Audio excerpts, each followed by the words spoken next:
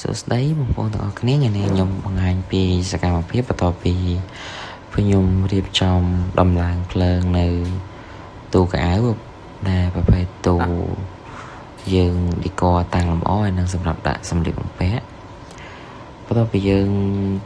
រៀបចំរួចរាល់យើងត្រូវការតេស្តមើលបញ្ជាក់ថា sensor របស់យើងនៅពេលដែលយើងរៀបចំហើយតើវាដំណើរការល្អឬអត់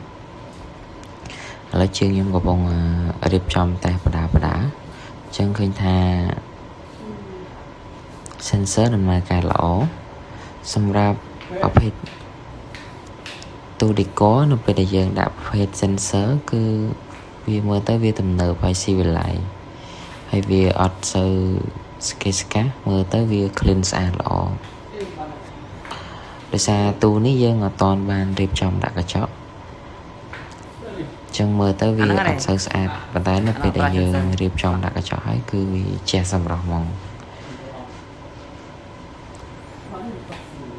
ចឹងសម្រាប់ទូខ្លះគឺយើងប្រើ sensor 2ដោយសារវាមានទ្វារ2អញ្ចឹងមានន័យថានៅពេលដែលយើងបិទទ្វារទាំងពីរបានវាភ្លើងក្នុងហ្នឹងអាឡុតបើយើងបិទតាមមួយជាហៀងគឺភ្លើងវាអត់អាឡុតទេដូចជាក់ស្ដែងនៅពេលដែលជាងបាត់តេស្តគឺនៅពេលយើងបិទទាំងពីរបានអាឡុតបាក់វិញអូខេមកប្លោះទៀតបង